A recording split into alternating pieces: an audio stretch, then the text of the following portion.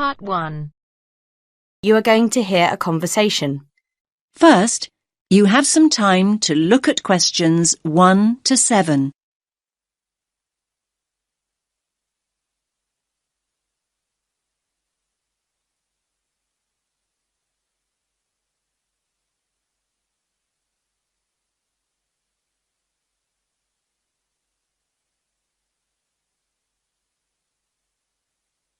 Listen carefully to the first part of the conversation and answer questions 1 to 7.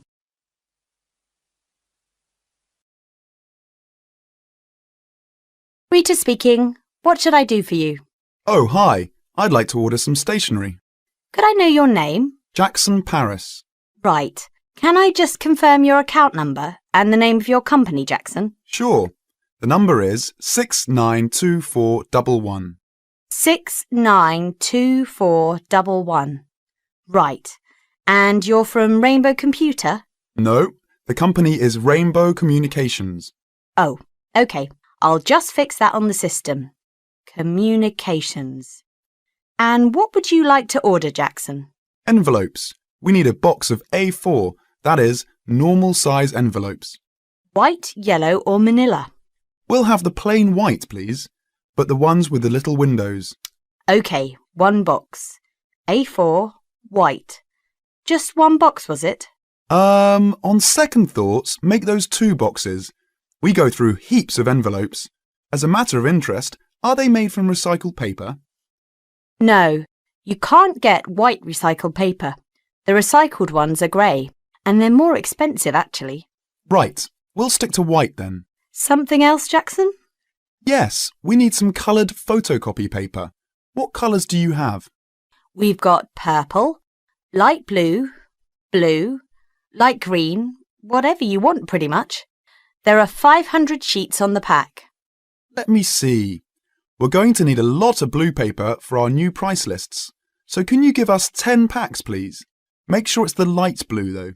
10 packs of the light blue. Anything else that we can help you with? Let me think. What else do we need? I'm sure there was something else. Pens, paper clips, fax paper, computer supplies, office furniture. Oh, yes. We need floppy disks. Do you have those nice coloured ones? Yes, but they're a bit more expensive than the black ones. That's all right. I'm not paying anyway. Right, floppy disks. What about diaries next year? We've got them in stock already, and it's a good idea to order early. No, I think we're all right for diaries, but something we do need is one of those big wall calendars. You know, one that shows the whole year at a glance. Do you stock those? We certainly do. OK, can you include a wall calendar then, with the other stuff? Just make sure it's got the whole year on the one side. Sure. Now you have some time to look at questions 8 to 10.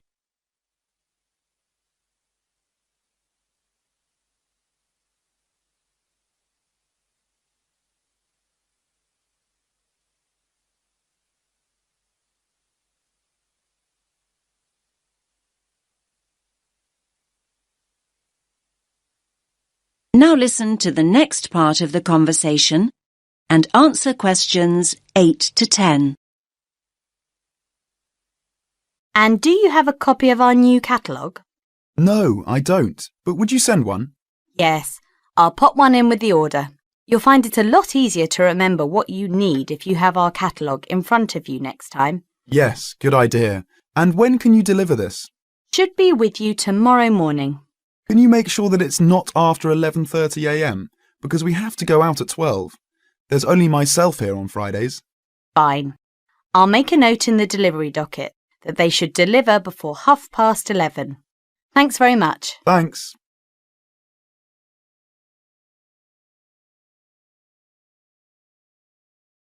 That is the end of Part 1.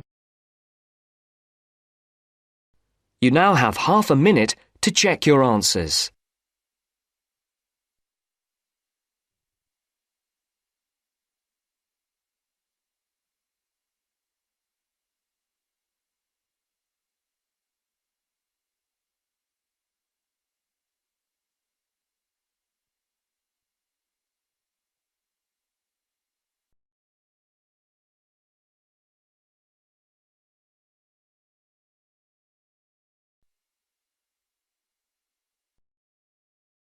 Now turns to Part 2.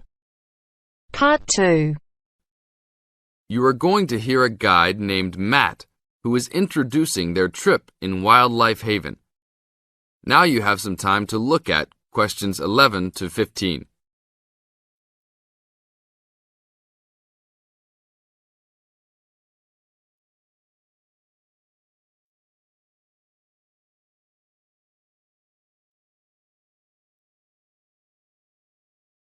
Now listen to the first part of the introduction carefully and answer questions 11 to 15. Well, good morning, everybody. My name's Matt, and I'm one of the 3 guides here at Wildlife Haven. Our job is to make sure that you all have a great time here with us and go home feeling happy and relaxed. As you can see, we're away from the city in a remote area between a national park and the sea. To encourage you to relax, there are no radios or TVs, and the only phones and newspapers are in the office. So, if peace and quiet is what you've come for, this is the place to be. From your cabin on the hill, you'll find you have the national park behind you, and you can look out from the sea from your front balcony. Your luggage will be unloaded from the bus and taken to your rooms in a few minutes. Once you have picked up your key at reception, please locate your room and check that all your luggage has arrived. The daily program here at Wildlife Haven is flexible and only as demanding as you want it to be. You should each have a brochure setting out the facilities and various walking tracks you can take. And on the bus, you are given a green sheet setting out a number of group tours in the coming week.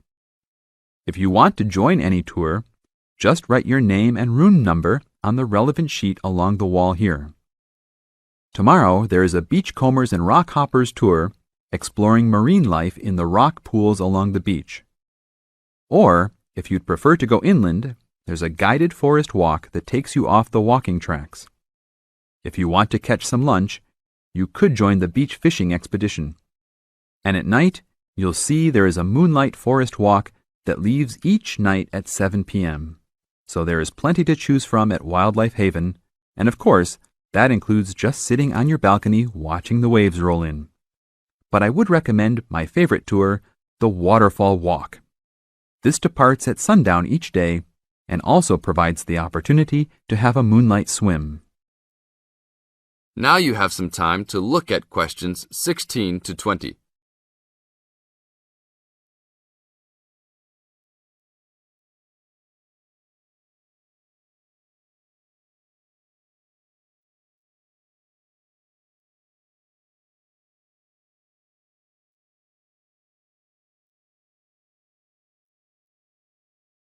In the second part of the introduction, you are going to get some advice from Matt. Listen carefully and answer questions 16 to 20. You've chosen to visit us in January, which is one of our hotter months.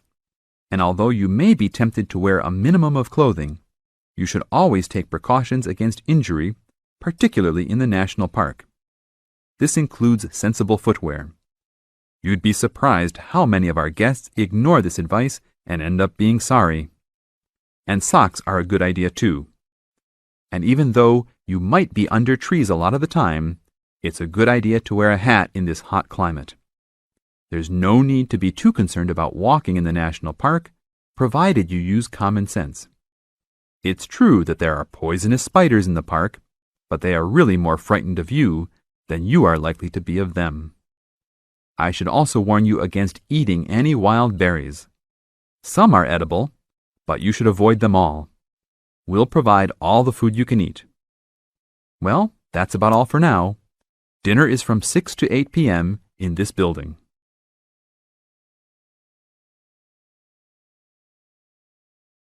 That is the end of Part 2. You now have half a minute to check your answers.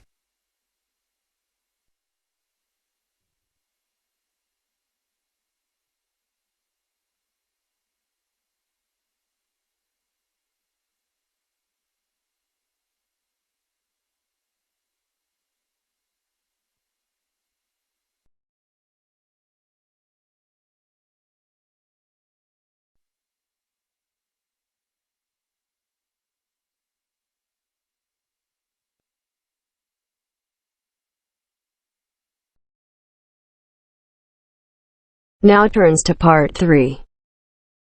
Part 3. First, you have some time to look at questions 21 to 26.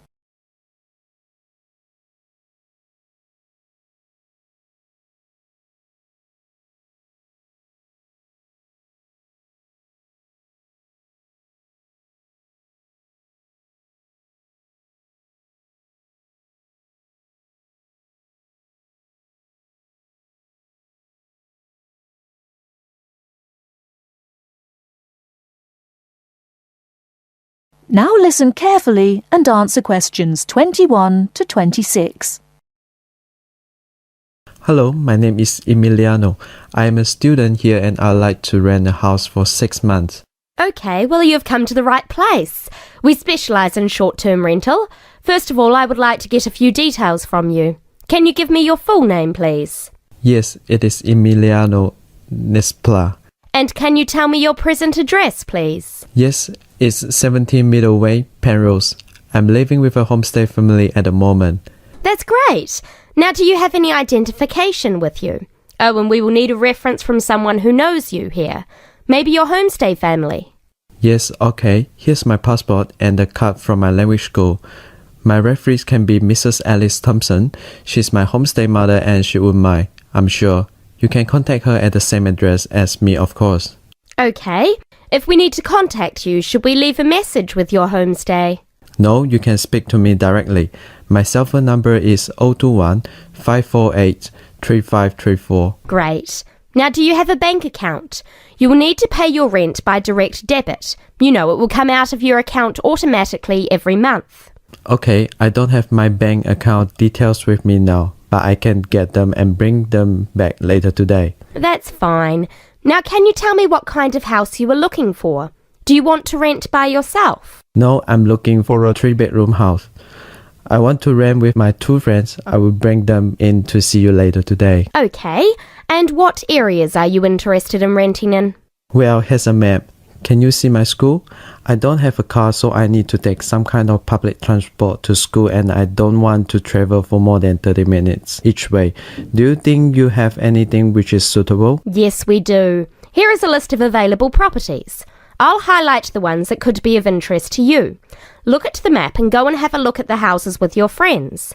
Do you have a friend with a car? Yes, I do. Good. So go and look outside the houses. It will give you an idea of what the area is like. But remember, don't go into the garden or knock on the door. If you want to go in and have a look, let me know and we can arrange an appointment. Okay, can you give me an idea of price? Yes. If you look at the list, you can see the weekly rent written next to the house address. Oh yes, I can see it now. Do I need to pay anything else? Yes, you need to pay a deposit which you will get back when you move out, and you have to pay a non-refundable agent fee which is equivalent to 1 week's rent. You will have to pay your bills when they come in every month too, of course. Okay, well, thank you very much for your help. What time should I come back with my friends and my bank details? How about 2:30 this afternoon? That sounds good. Thank you for your help. I'll see you later. Thanks for coming in. Goodbye.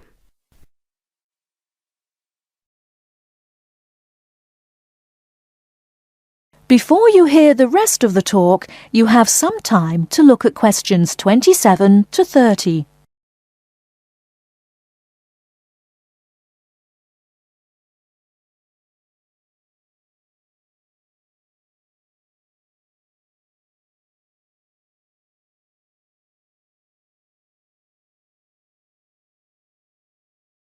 Now listen and answer questions 27 to 30. Hey, don't throw that can away. Why not? I finished with it. Yes, but you can recycle things like that. Oh, I haven't got time to recycle everything I throw away. That's a terrible attitude. Don't you care about... Hello, you two. Hi, John. What are you arguing about? Oh, Sam says he doesn't have time to recycle. What do you think? Well, I agree that it can be difficult sometimes. Do you always recycle everything then, Mary? Yes, I think everyone should. I mean, look at the state of the planet. If we don't all start making an effort now, it could be too late.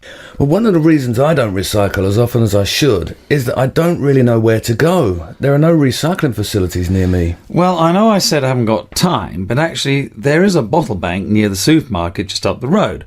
So I suppose there are limited local facilities. So you can do your recycling outside the supermarket? Yes, but like I said, only limited. It's only a bottle bank. Well, I don't have a car, so it's very difficult for me, but I still do it. Sometimes a friend comes over and we take our recycling together, but not very often. So if your facilities are limited, then mine are very limited. Well, I suppose if you go to all that trouble, I might make more of an effort. Good. If it was up to me, I'd encourage more people to recycle. How? Well, how about some kind of incentive? A reward for anyone who makes an effort to recycle? That's a good idea. But if you think everyone should recycle, then why not penalise those who don't recycle instead of giving something to people that do? If there was a fine for anyone caught throwing recyclable materials in the rubbish, people would take more notice. Well, now you're going too far. Do you really want anyone going through your rubbish just to check if you're following the rules? No, I don't think fines are a good idea. Well, I think we should be doing something. Anyway, I have to go. I've got my social science class next. See you later. Yeah, see you later. Bye.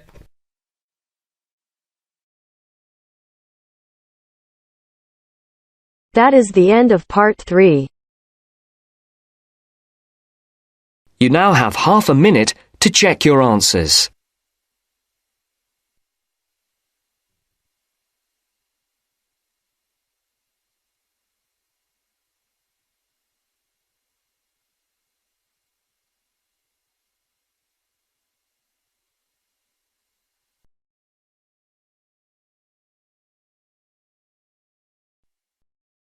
Now turns to part 4. Part 4. In this section, you'll hear a lecture on coral reef. First, you have some time to read questions 31 to 40.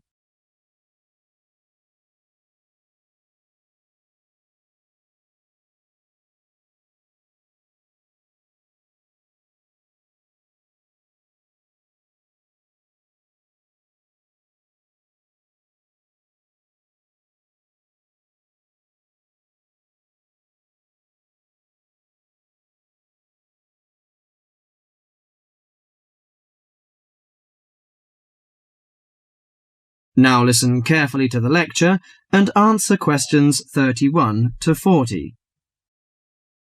Do you fancy diving in the wonderful world of coral reefs, green sponges, colourful fish and red crabs?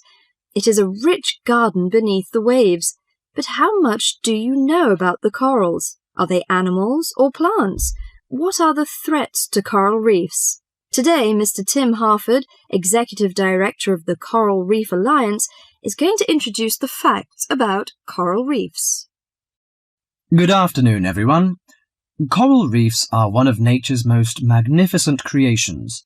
It is filled with thousands of unique and valuable plants and animals. Over 1/4 of all marine species depend on healthy coral reefs. Humans also depend on coral reefs.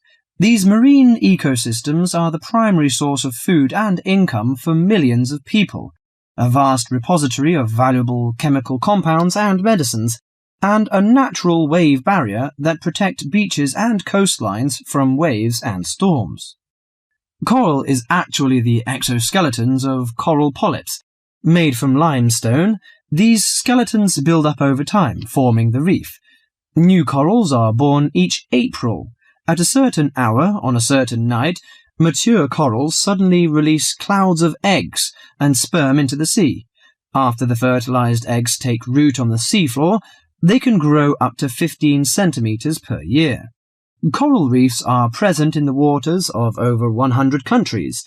These are warm, 18 to 29 degrees centigrade, shallow, sunny regions primarily between the tropics of Cancer and Capricorn. Only clear, warm salt water can support a coral reef. And because sunlight is crucial to the reef's survival, the water must also be shallow.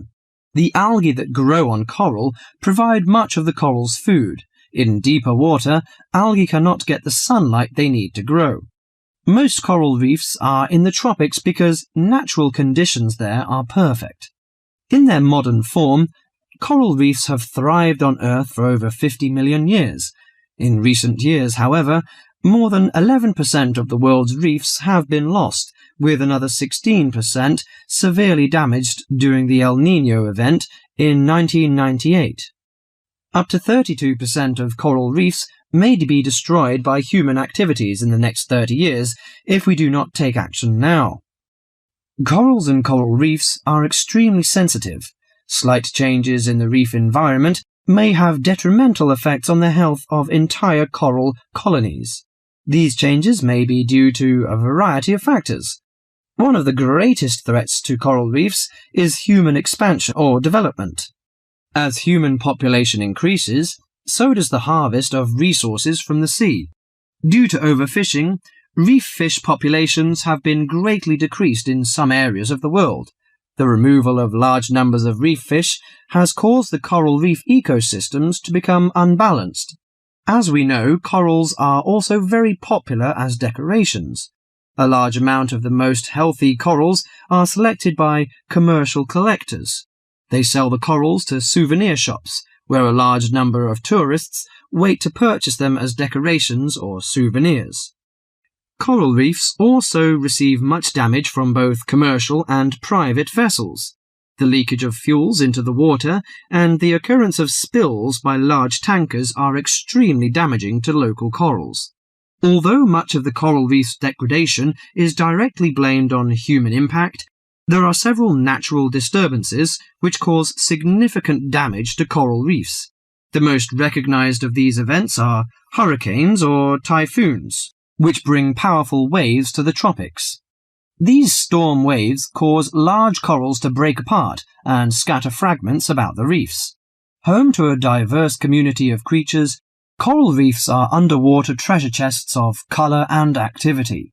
Predators and prey swim and crawl among the coral in nature's never-ending dance of life and death. This lively, fascinating world beneath the waves is just waiting to be explored. That is the end of part 4. You now have half a minute to check your answers.